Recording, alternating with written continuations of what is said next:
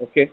Uh, Last time we have seen one small sum, how to design a multiplet clutch design, how to select the number of surfaces, and as well as how to design the clutch lever also. So we are going to see another problem, similar problem in detail. Last time we have seen only the overview. Let's see in detail how this analysis is completed. So let's go to the problem statement right now.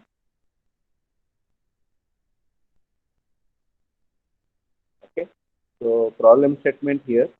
I am reading the problem statement. Uh, a multiplex clutch is used to transmit 10 kilowatt at 1440 RPM. The inner diameter of the contact is 60 mm. Now, if this is an inner diameter. In earlier problem was it is inner radius and outer radius. So here it is inner diameter of contact is 60 mm and outer diameter of the contact is 100 mm. The coefficient of friction is given in this problem. The coefficient of friction is 0.15. The average allowable pressure, average allowable pressure between the plates is 0.25 megapascal. Using uniform wear theory, determine the number of pressure and friction plates. The plates is remaining here. So the number of pressure and friction plates. The actual average pressure between the plates is 0.15 megapascal.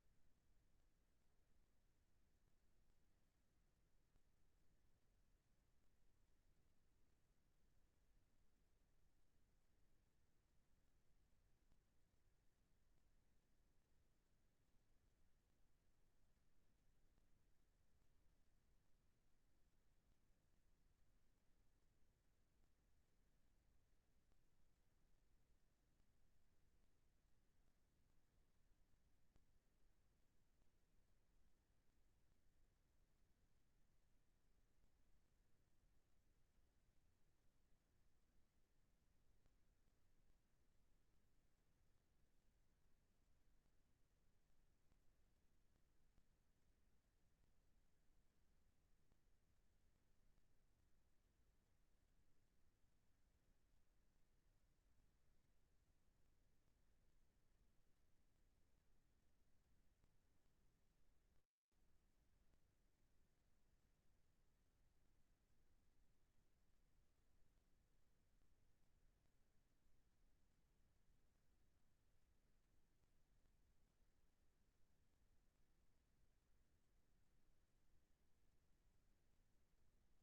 0.25 megapascal.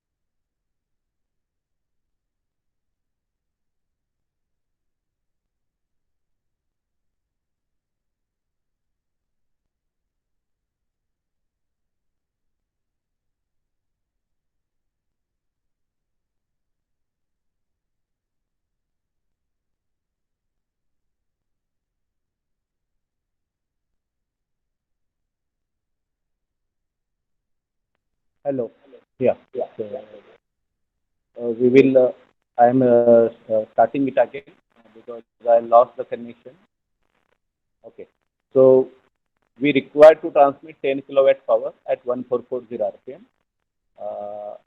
with inside diameter of the contact 60 mm and outside diameter of the contact 100 mm. The coefficient of friction is 0.15 and average allowable pressure is 0.25. So considering this, you have to determine the number of pressure and friction plates, the actual axial force required to operate this mechanism, the actual average pressure between the plates, and actual maximum pressure intensity after wear. Okay, so we have summarized the given data here. So in the summarized given data here,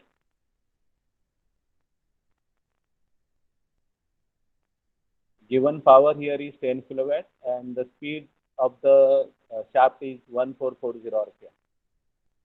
Now, based on this data, you can calculate inner radius of the contact R minimum here. That is the inner diameter is 60 mm. So 60 by 2, that is 30 mm. So inner diameter of the contact surface is radius is 30 mm. Outer radius, that is R max here, that is outer diameter divided by 2. That is outer diameter is 100 mm. So 100 mm divided by 2, that is 50 mm. Coefficient of friction given in the problem is 0.15. Allowable bearing pressure given in this problem is PA is equal to 0.25 megapascal. So megapascal is nothing but Newton per millimeter square. So it is 0.25 Newton per millimeter square. So this is the given data. So for this given data, step by step, you have to design this problem. So I have written the steps, and you can follow the steps in the examination also. Okay. So first step, you have to calculate rated torque and design torque. So let's calculate rated torque and design torque. So first we'll go for the rated torque. So rated torque formula from the design data book PhD 7.89. This is already I have demonstrated. So you can take this formula based on the power given. So power is given in kilowatt. So formula used is 97400 into power in kilowatt upon speed in RPM here. Okay, this speed is in RPM. So from this we can calculate rated torque. So rated torque by putting these values here 97400 into 10 kilowatt upon 1440 RPM. This value comes as 676.38 kgf centimeter. Okay, this is the rated torque. Now from this rated torque you have to determine the design torque. So design torque formula from PhD 7.8.9, that is equal to MT is equal to KW into MT. So whenever it is put in the square, please remember this is the design value or the maximum value permitted. KW is now the factor which will be multiplying to the rated torque to get the design torque value. So where the KW is summation of number of factors here. So there are 4 factors, K1, K2, K3 and K4. So if you take the summation of these 4 factors, you will get the value of KW. So K1, as explained in the previous session, K1 is the driver shaft dynamic characteristic. So considering the electric motor, we are considering here again the drive is electric motor which is connected to mains. So you can take K1 as 0.5 from page number PhD 7.90. I'll show how those are missed the previous session, they will come to know. So this is taken from PhD 7.90 page. So this is your 7.89 page. The design torque formula MT is equal to KW into MT, where KW is K1, K2, K3, K4. So K1, K2, K3, K4 is mentioned here. So the driver characteristic, driven shaft characteristic, K3 wear factor and frequency factor. K4 is your frequency of operation, how much time you are going to operate in a 6 hours, 8 hours shift. So from K1, this is a table available, 7.90 page. So we are considering the type of driving system as electric motor, or you can consider the type of driving system with say belt driven turbine or any other mechanism. Then since we are considering you may use a gearbox here. So let's say we may use gearbox, so we can take maximum K1 value as 0.5. Minimum is 0.3 for belt transmission. And if you have low starting machines like turbines and line transmission, then you can take 0.3. So there are 3 factors. So let's take maximum value here, K1 as 0.5. So we are writing this value in the design calculation here. So K1 is determined here. Similarly, you can take K2. Okay. So K2 is for driven characteristic, driven machine characteristic. This formula is available, this factor is available on page PhD 7.91. So right now we are considering medium duty machinery with some small variation in torque requirement. It is not high variation. A small load is varying, so small torque needed is also varying. So you can say K2 we are taking as 1.6.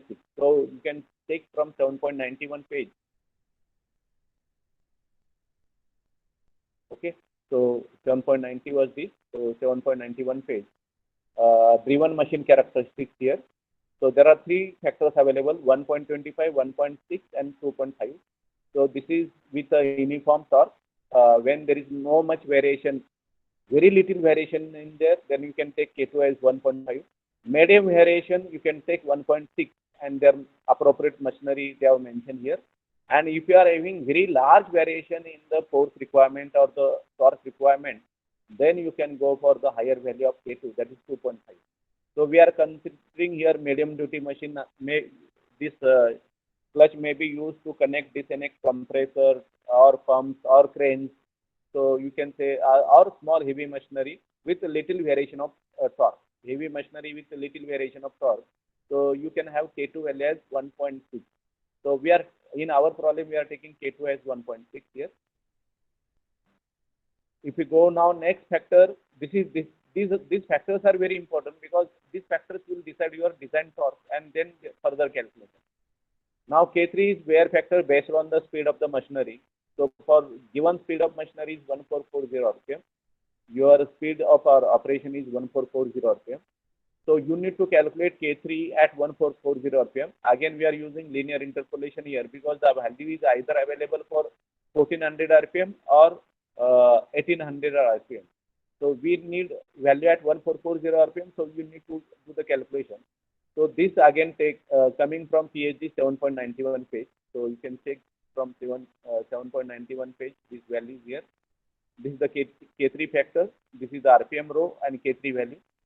For 1400 RPM, for 1400 RPM, this value is 0.38, and for 1800 RPM, this value is 0.43.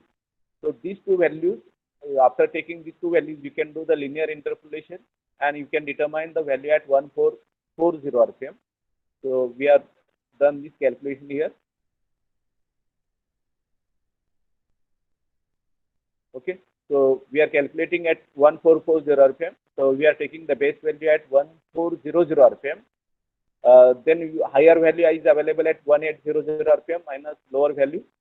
So 1800 minus 1400. We require the value at 1440 RPM with respect to this value we are doing. So 1400 RPM.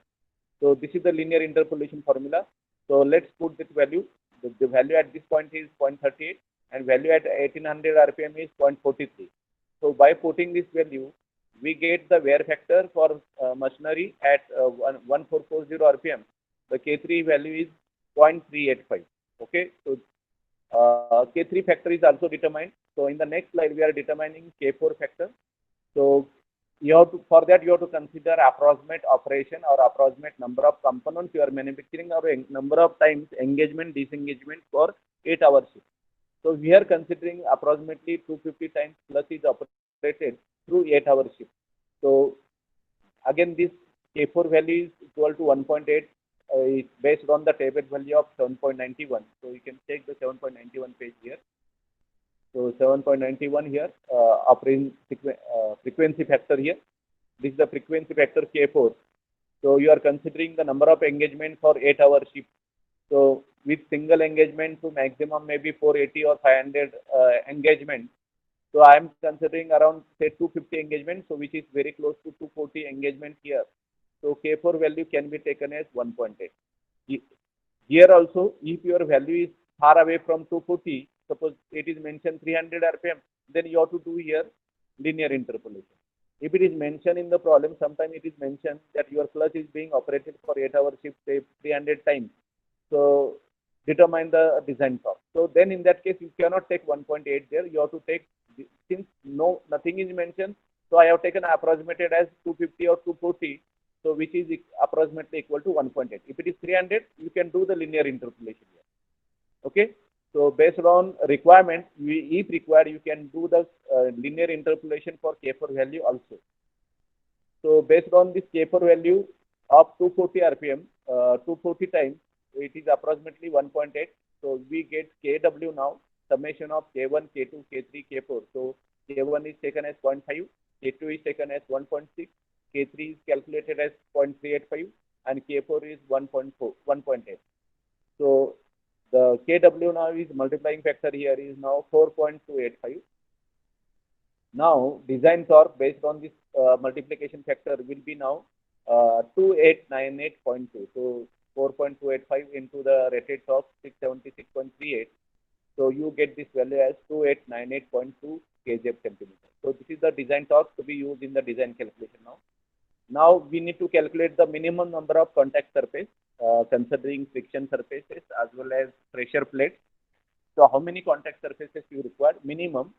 So this formula is available from PhD 7.89, which is already shown in the previous lecture. So I will not repeat. The formula is design torque upon 2 pi PA into B into mu into RM square. Okay, so let's write. evaluate each and every term in this equation, and then you can use this formula. PA, which is given in the problem. If not given in the problem, you have to do the calculations, and the procedure to calculate PA is given in the PA table. So since it is given in the problem, which is given as 0.25 megapascal or 0.25 Newton per millimeter square, since you have to use this formula in MKS unit, we are converting into the MKS unit of 2.5 kgf per centimeter square. Just multiply by this value 10, so you convert into the MKS unit. Then radial contact surface width, radial width of the contact surface, B is equal to R max minus R minimum. So maximum radius we have done in the first slide calculation, this that was 50 mm, and minimum radius of the contact is 30 mm. So radial width B is equal to 20 mm. So since you have to use in centimeters, so 20 millimeter is equal to 2 centimeters. Okay, so understood up to this. Next, we are calculating now the PA is done, B is done. Mu is given in the problem. Mu is given in the problem is 0.15. Coefficient of friction given in the problem is 0.15. The mean radius of the contact, surface Rm is equal to R max plus R minimum divided by 2. So average mean here. The maximum value is 50 mm. Minimum value of contact surface is 30 mm radius. So the mean radius of the contact is 40 mm. That is equal to 4 centimeter. So by putting these values here, let's evaluate the minimum number of contact surface here. I minimum is equal to this formula. So same formula repeated here. So MT is 2898.2 upon 2 pi into PA in kgf centimeter square, kgf per centimeter square, that is 2.5. B in centimeter, that is 2 centimeter. Mu 0.15. Rm square, Rm in centimeter here, Rm in centimeter here is 4, so 4 square. So once you put this value, we get the number of minimum contact surfaces as 38.43. Okay, so many number of plates will be required here. So many contact surfaces will be required here. So to satisfy this requirement, we should have I should be equal to M1 plus M2 minus 1, again from PSG 7.89. And this I should be selected here minimum. So that this is our condition here. I should be equal to or greater than I minimum. So I minimum required here is 38.43. So we can go I value greater than this, say I is equal to now 39. So we are assuming here I is equal to 39. Now we are using this formula, and we are going to put this value 39 value here. It's a copy paste here. We have to put this value here in this formula. So I is equal to 39. So M1 plus M2 will come as, say, maybe 40 mm here or 39 here. So you can take 38 or 49. Then I have calculated number of this here. M1 is equal to I by 2, say 39 by 2. So is equal to 19 here. You required number of M1 is equal to pressure plates. Steel plates are nothing but your pressure plates. So you required around 19 pressure plates. And you require total I is equal to 39. So M1 plus M2 is equal to 39. So if this is 19, so M2 number of bronze discs or say friction disc should be equal to 20 mm. So this is the correction. Please find you make this correction. So we required say 19 pressure plates and 20 friction discs. Okay. So 19 pressure plates are required and 20 friction discs are required. So actual average here, you required here, actual average here, pressure between the plates here based on, now actual average pressure based on the equal pressure everywhere. This is the formula. So sigma is equal to design pressure upon 2 pi IB into mu into Rm square. So sigma, in this formula, this PA has become now sigma, actual pressure, and I minimum ke jagah I will come on this side. So this formula has come. So which is, this formula again is given on 7.90 page. Now in this formula, you can put the value. So 2898.2 upon 2 pi, number of contact surfaces required 39 into your B value in centimeter, that is 2 mm, 2 centimeter, coefficient of friction 0.15, mean radius value is 4 centimeter. So 4 centimeter. So after doing this calculation, this value has come as 2.46. Design value is 2.5. You can see here. this value is 2.46. Design value was it is acceptable. So your mean surface means your actual average pressure between this plate here is 0.246 Newton per millimeter square or 2.46 kJ per centimeter square. Next, you are going to determine the maximum pressure. After where? What is the maximum pressure? So maximum pressure normally happens at the inner radius. So for maximum pressure between the plates, we are considering the uniform wear theory. So by uniform wear theory, sigma mean into R mean, that is mean radius, sigma the value at mean radius, radius of the mean, then is equal to sigma max R minimum. So sigma max will happen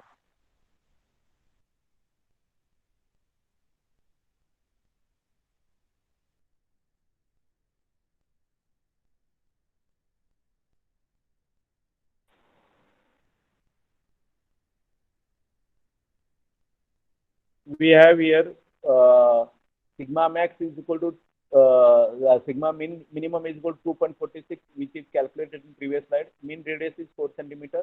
Minimum radius is 3 centimeters. So maximum value for minimum radius of 3 centimeters is equal to 3.28 kJ per centimeter square.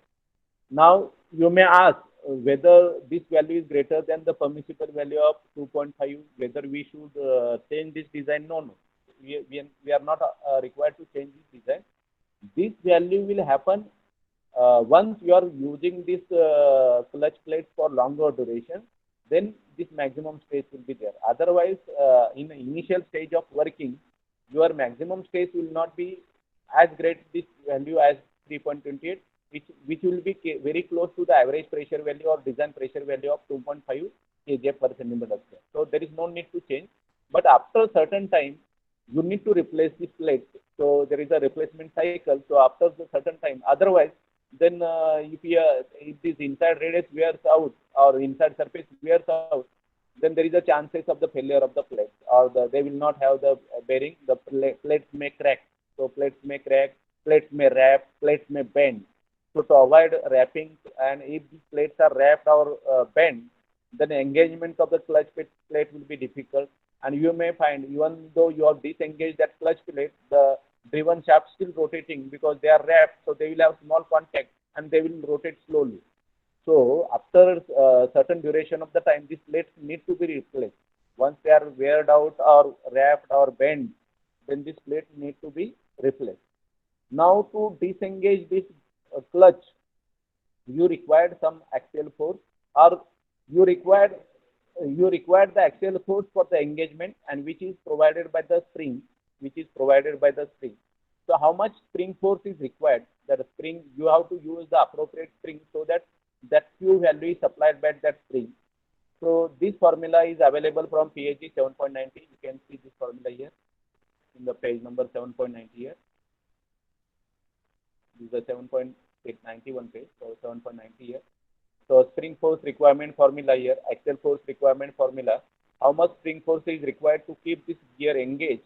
The spring will provide this Q value. Q is equal to pi sigma into R max square minus R minimum square.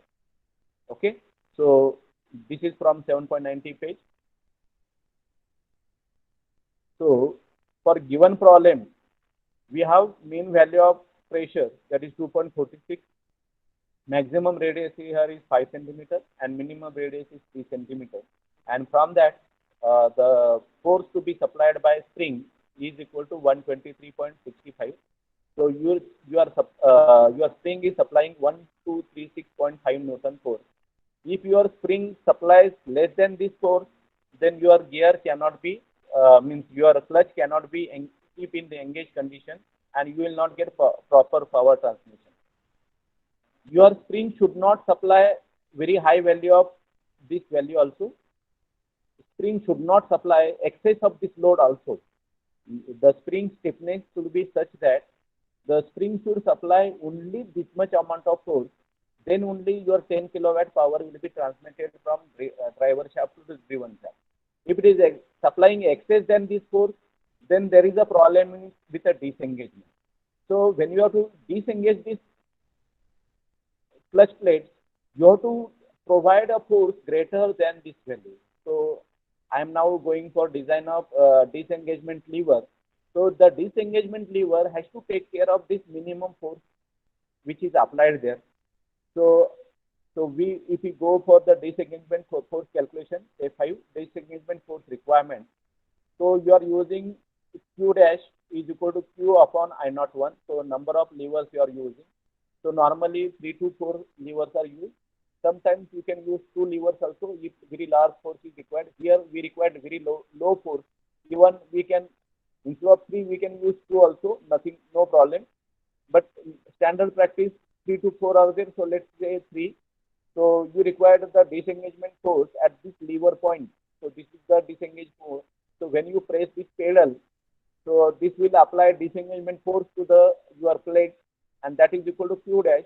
And you may have such 3 levers there in the design. So if there are 3 levers, so this Q dash value is equal to here for 3 levers. For each lever, the separating force requirement will be greater than equal to 41.21 kg. Then how much foot pedal or the force to be applied by your hand or foot pedal will depend upon your this lever engagement, lever ratio. Mechanical advantage of lever is equal to here A by L or L by A. So you can have this mechanical advantage as L by A is equal to ranging from 4 to 12. So standard is approximately it is 6 to 8. So we require the pedal force now. So disengagement pedal force will be equal to Q dash is equal to Q double dash is equal to Q dash into A by L. So Q dash we have calculated as 41.21. A by L we can take this mechanical advantage ratio as 6. So 1 by 6 here. So you require the foot pedal force equal to 6.86 kg. And already I have talked, your foot can operate easily the force between 10 kg to say around 30 kg. Your hand can operate your force between 5 to 15 kg easily. Since this value is very small, so your foot pedal can be quickly loaded, means you can release this clutch plate easily. Okay, by applying this 6.86 or a force greater than 6.86 kg force. Then based on these values of Q dash and Q double dash, operating lever cross section. So this lever cross section we are considering rectangular cross section with B2 width and H2 height. So let's determine this H2 height based on the bending formula. So this is the formula based on the bending design. So we are using bending stress in the calculation here. So flexural formula here. H2 is equal to cube root of 6QA upon sigma B design here into psi into I naught 1. Now in this we are determining these values here. Sigma B for the steel material, the design stress value can be taken around 600 kg. This is given in PhD also. So this can be taken as 600 kg. Now you have to take A value. A value has to be less than your radial width. Radial width B is equal to 2 centimeter. You can see in the previous slide, I have done the calculation of radial width here.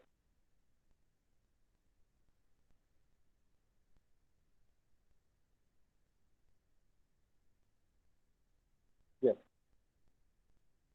Radial width of your contact surface B was 50 minus 30, that is 20 centimeter. So it is equal to 2 centimeter. So when you are calculating the arm length, short arm length, the short arm length here, the short arm length A need to be less than your B value.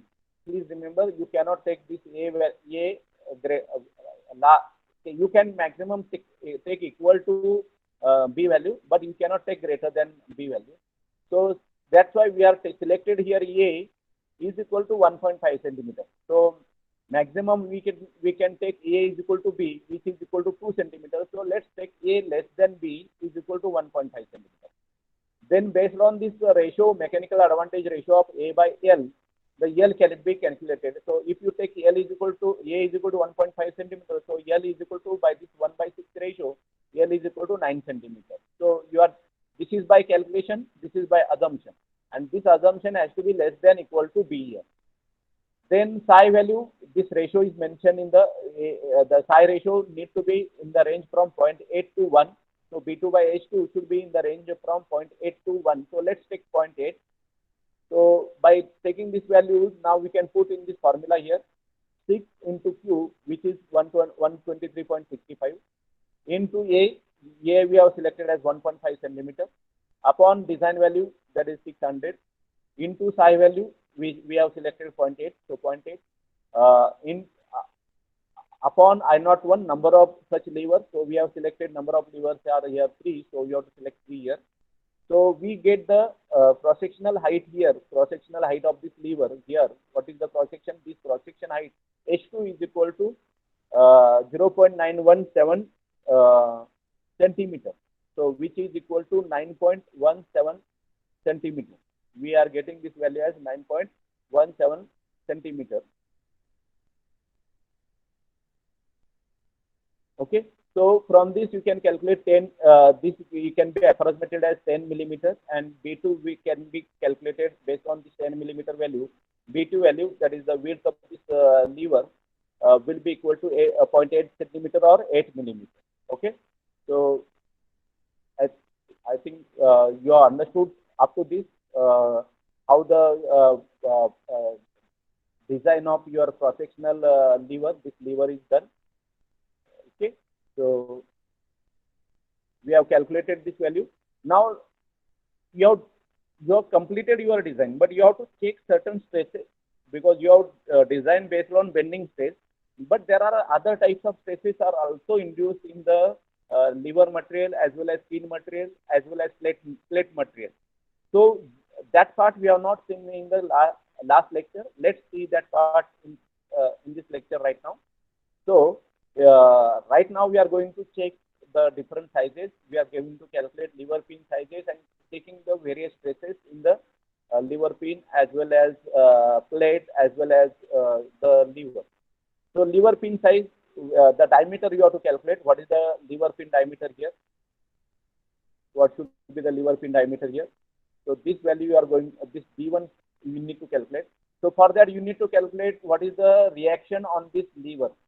So reaction, since there are two forces here, external forces. One is acting on the short arm. This is the bell crank lever. This is the short arm. So the value is here Q dash, and this is the long arm with the L length. So where you are operating your separating force Q double dash, either with the foot pedal or hand lever or any other mechanism. So the resultant of Q dash and Q double dash will pass through this pin, because this is hinged at this point. This lever is hinged at this pin diameter D1 here. So this is hinged at this point, and the resultant reaction will be equal to A. So they will be balancing to each other here on this lever pin. So let's evaluate capital A value, that's the resultant reaction here. So these two forces are at right angle to each other. So the formula will be equal to A is equal to square root of Q dash square plus Q double dash square. Okay, Q dash square plus Q double dash square. So we have Q dash value here as 41.21 and Q double dash value as 6.86.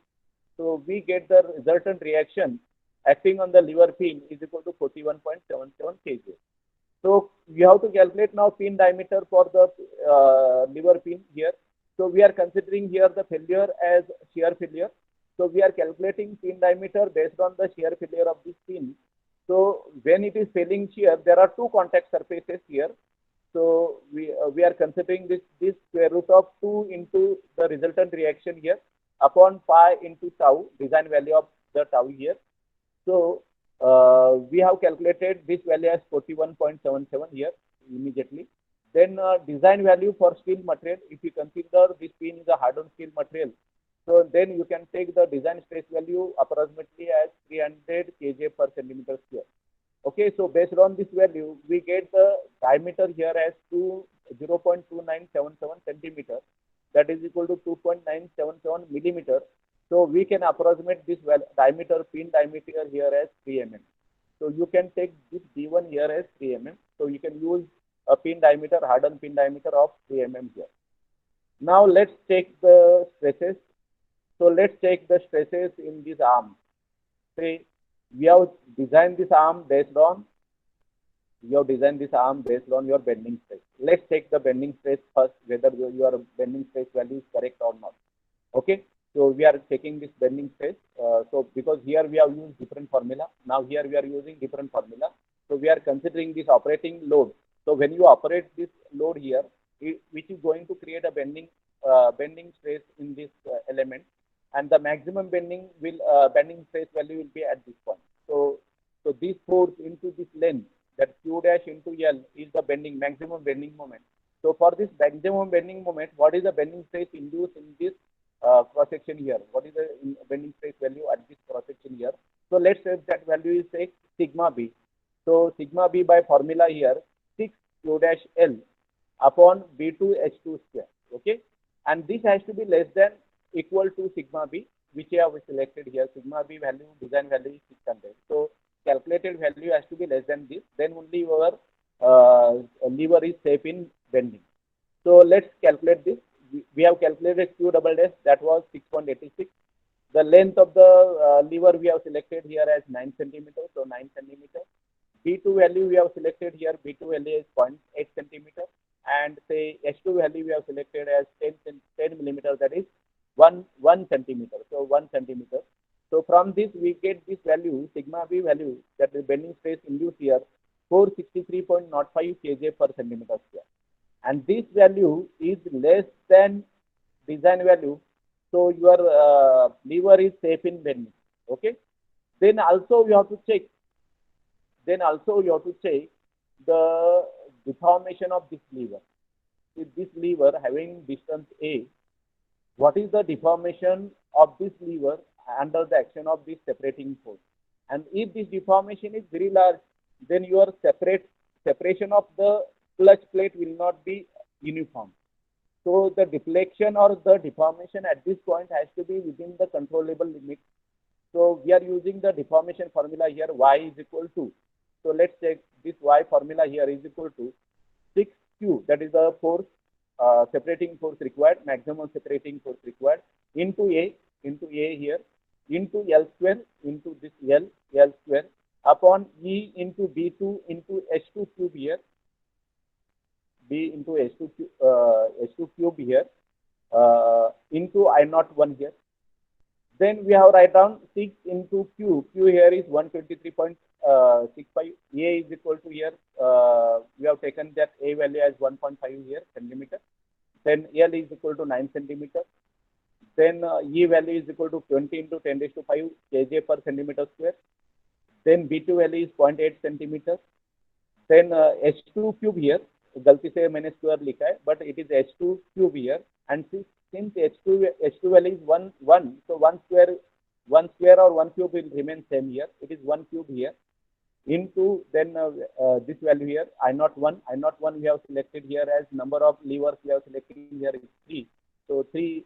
So by putting this value here, you get this value as in centimeters, 0.0187 centimeter. So that is in millimeter. In terms of millimeter, it is 0.187 millimeter. So permitted maybe in the range from 0.5 to say 1.5. So this is less than that, so it is okay. So the deflection of the lever at this point here is not causing any problem to operate this mechanism. So deformation of the lever is also within the controllable limit. So we have checked bending stress, we have checked deformation. Now let's go for the next slide. So in the next slide, we are going to check the design of your lugs. These pressure plates or friction plates will have either internal lugs or external lugs. For external lugs, there is no issue. For internal lugs, there is a large amount of torque acting on that internal lugs, and they are likely to fail on the hub axis. They are likely to fail in the hub of the shaft here. So when they are inserted in the hub of the shaft, this is the lug. So you can have number of lugs. So how many number of lugs you have to use, that is decided based on the diameter of your inside diameter of the contact surface. Okay. So inside diameter of the contact surface is approximately around say 50 or 60. So you can have number of lugs in the range of 4. If it is between 80 to say 120 mm, then number of lugs can be around 6. If the internal diameter is greater than 150 or say 200 mm, then you can have internal lugs say number of lugs can be in the range of 8 to 10. Okay, so number of lugs will be decided on the internal contact surface, and on this surface there will be a surface stress induced. That is, surface stress is nothing but your again bearing pressure on the surface here. So you have to evaluate what is the bearing pressure here. So you are using number of plates here. So you are using number of pressure plates here. So you have to consider pressure plates into the design here. Friction plates are not considered in the design calculation. Only pressure plates you have to consider, because friction plates they are making only contact between two pressure plates.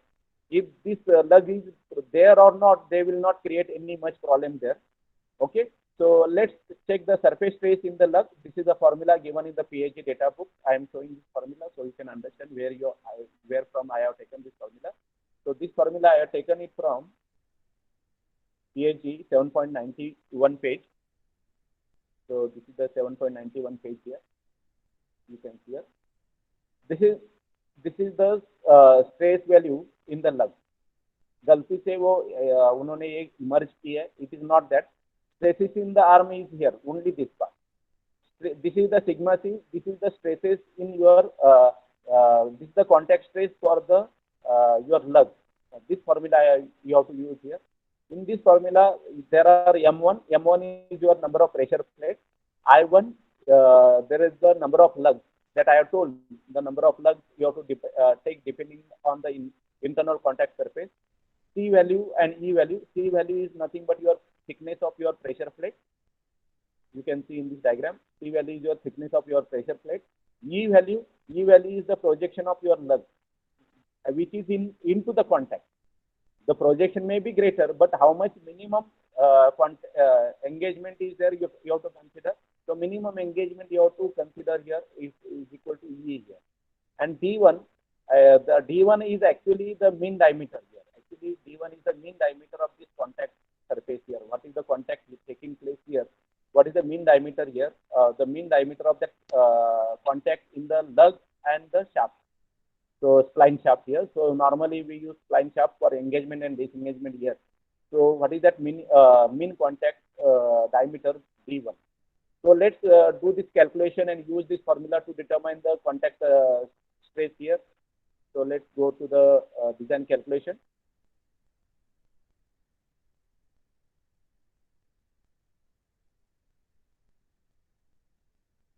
Okay. So in this design calculation, this formula we have taken from the PhD 7.91. Number of lugs we are considering here as I1 is equal to 4. I have told we have to select from the range. In our case here, we have inside diameter, that contact surface diameter is equal to 60 mm. It's very close to 50 mm. So you can take I1 when it is 50 to 80 mm, you can take I1 is equal to 4. Number of lugs you can take 4. Then thickness of the plate. The thickness of the pressure plate ranges from 1.5 to 5 millimeter. You can take number of plates. Since you required a very large number of plates here, you required around 19 plates, pressure plates. So you should not take very high value of C, and you should not take very low value of C. Otherwise, the wrapping of plates will take place. So let's take between 1.5 to 5 mm. Say let's say take 2 mm. So we are considering the thickness of the plate here. This thickness of the plate here. This thickness of the plate here around 2 mm here. Let's take 2 mm. Then the depth of the lug. The depth of the lug depends upon the spline depth here. If you see the spline data, then from the spline data you can get the idea about the depth of the lug here. Normally, if there are the 4 spline and the diameter is in the range from say 50 to 80 mm, this depth can be of the order of around 4 to 5 mm, maximum 4 to 5 mm. It's maximum 5 mm, but it can be as low as even 2 mm. This depth can be as low as 2 mm depending upon the number of splines you are using.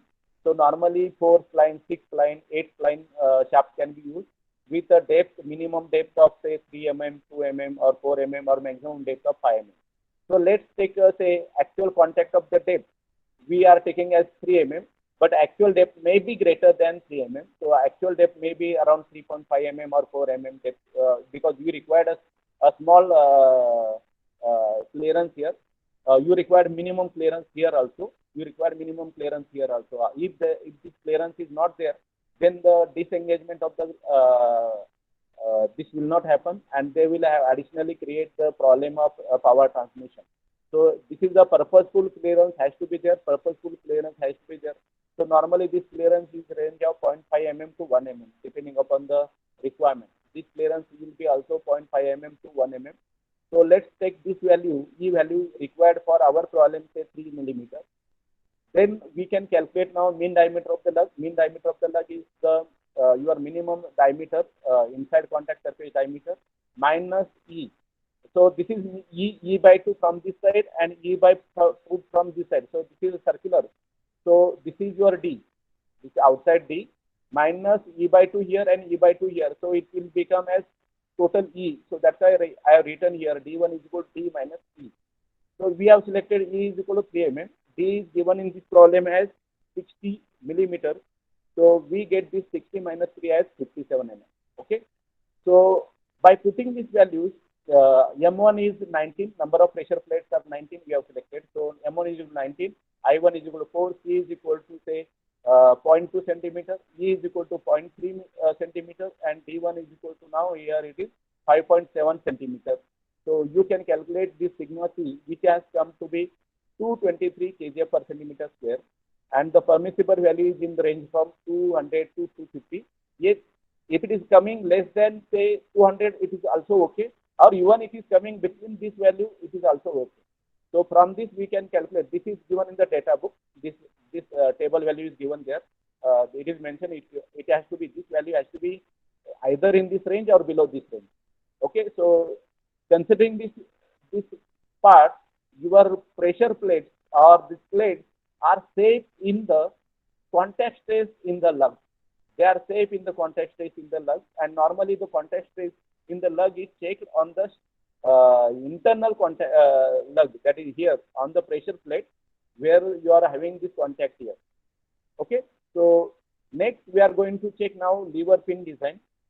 Your lever pin we have designed, we have found out the diameter required is 3 millimeter, but we have not checked the other stresses induced in the lever pin.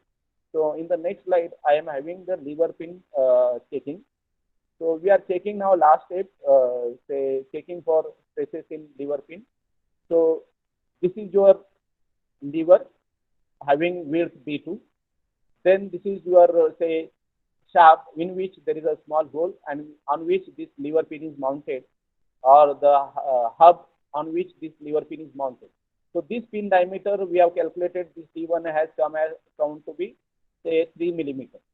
Now we have to see whether we have this sufficient B2 value so that the stress on this, the bearing stress on this pin within the control limit, as well as whether we have minimum support distance here. This is B2 dash actually, it is not B2. Here it is B2 dash.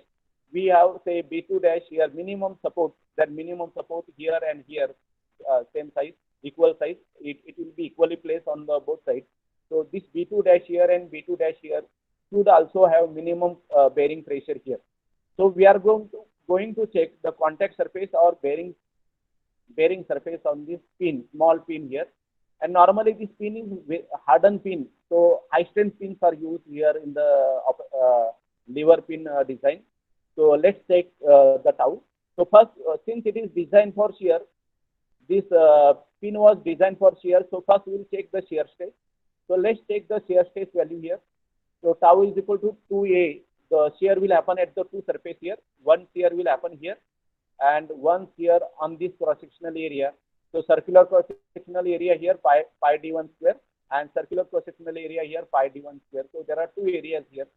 So we will have say this 2a upon pi d1 square. So 2 into your reaction, that is 41.77. Diameter d1 here is 0.3 centimeter. So you get the space induced here is 295.61. Permissible value is 450 to 500. You can take it from the table. This is given in the data book here. Permissible value for the pin here. Okay. So you can see here, this is the diagram we are checking. This is the B2 value and this is the B2 dash value. don't get confused. This is B2 dash. So we get here 2A upon pi d1 square. So if you put this value, after putting this value, this tau should be either equal to this or less than this. So maximum permitted is equal to 500 kg per centimeter square for hardened steel material. So in given for current application, our value is less than that. So we are your pin is safe in shear. Okay, so we have checked one stress value. Similarly, we can check the remaining stress value. So there will be bearing pressure at this surface as well as bearing surface at this surface. Okay, so let's check the bearing stress value at this surface first, considering this B2 width and diameter D1. So projected area will be B2 into D1. So we are calculating bearing pressure for the on the lever pin. So A upon B2 D1. So B2 is equal to 0.8 and D1 is equal to 0.3. So this value comes out to be 174.04 kgf centimeter square. Another bearing pressure will happen on this surface here. This value is B2 dash. So there will be one contact surface here and one contact surface here. So that's why we have to consider two contact surfaces here. So we have sigma C2 is equal to A upon 2 into B2 dash into D1. This D1 will remain same. So projected area is equal to B2 dash into D1 here and B2 dash into D1. So it will be added together. So it will become 2. So we can take, say again, I have taken B2 dash here 0.3. If required, you can take this value lesser than this value here. B2 value has 0.8. So I have taken B2 dash here is 0.3. Because if you take this value more, then you require to put this inside the hub. Because to get that support length here, this whole position will go shifted inside. Suppose we require to put at the extreme periphery of this hub, then this B2 has to be minimum. So let's take minimum value of say 0.3. So this point can come here equal to B2. So say 0.3. So by taking B2 dash equal to 0.3, we get sigma C2 is equal to 232. Now we have to check with the permissible value. These two values, bearing pressure here and bearing pressure here, has to be less than the permissible value. So permissible value from design data book here, which is given here, you can see here. This formula is also given here. Sigma C1 formula and sigma C2 value formula. This value has to be less than sigma CA1 value. So sigma CA1 value is given on 7.91 page here. So you can see here. Sigma CA1 value, allowable bearing pressure value should be in the range 800 to 1000 kg per centimeter square. So based on these two values, if you compare these values here, this value and this value is less than the permissible value. So your design is set. Okay. So this way you can complete your design of lever, design of pin, design of contact surface, thickness, lug dimension, all that dimensions you can say. But you have to use your proper logic while selecting the lug length, lug width, lug length E. If you change, otherwise, if you select this wrong, then your design will become unsafe. Okay. So this is regarding the multiplex clutch design. So we have completed multiplex clutch design. So next session we are going for cone clutch. So if you have any difficulty or any query on multiplex clutch design, you can unmute yourself and ask, or you can put in the chat box. So I have completed presentation from my side. So if you have any doubt, you please ask.